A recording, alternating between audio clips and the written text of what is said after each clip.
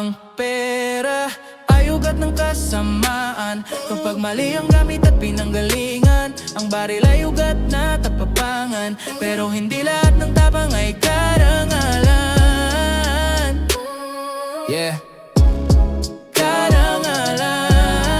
Kaliway, yeah, yeah, Sa mundong umiikot sa papel at bakal, may mga taong handang kaluluway ipagal. Konting kinang lang ng pera sa mata, biglang nag-iiba ang direksyon ng gawa. Dati tahimik, ngayon ay marahas, dahil sa laman ng bulsa nagiging mataas. Pero ang tanong, ikaw ba'y tunay na malakas? O tinatakpan mo lang ang sarili mong takot at wasak?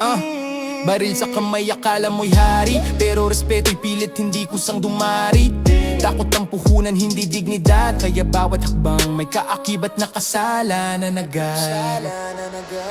Hindi lahat ng meron ay tama, hindi lahat ng matapang ay may halaga.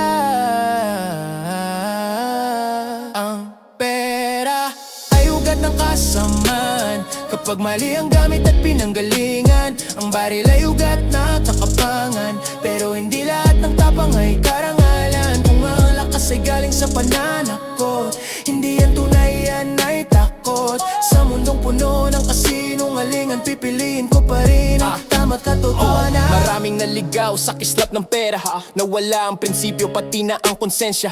Isang desisyon, isang maling hakbang, habang buhay na dala ang bigat ng kasalanan. At yung baril na hawak mo sa gabi, hindi ba takot din ang dahilan sa likod nito lagi? Hindi mo kailangan ng dahas para marinig ang boses mo'y may lakas. Kung ito'y totoo at malinis, may batang nakatingin, ginagaya ang kilos, akala nila'y tama ang mali mong landas at kilos. Ikaw ang ehemplo, ikaw ang salamin, kaya ingat sa bawat galaw at bawat gagawin. Gisingin mo ang isip mong naligaw, baka sa huli ikaw din ang sumigaw. Ang pera ay ugat ng kasamaan. Kapag mali ang gamit at pinanggalingan, ang baril ay ugat ng katapangan. Pero hindi lahat ng tapang ay karangalan. Kung ang lakas ay galing sa pananakot, hindi yan tunay, yan ay takot. Sa mundong puno ng kasinungalingan, pipiliin ko pa rin ang katotohanan. Di mo kailangan ng pera para maging tao, hindi mo kailangan ng baril para maging totoo.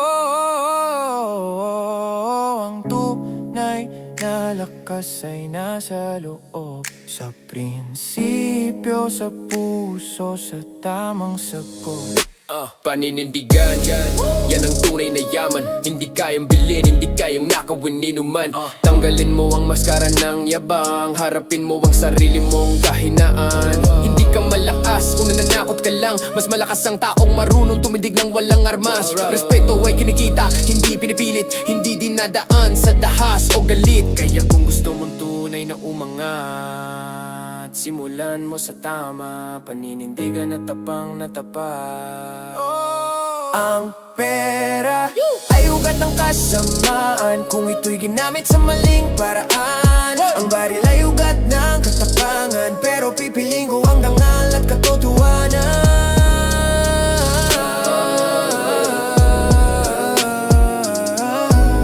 Sa mundong may presyo ang lahat, ang tunay na yaman, yung hindi mo kailangan ipaglaban sa mali. Yeah.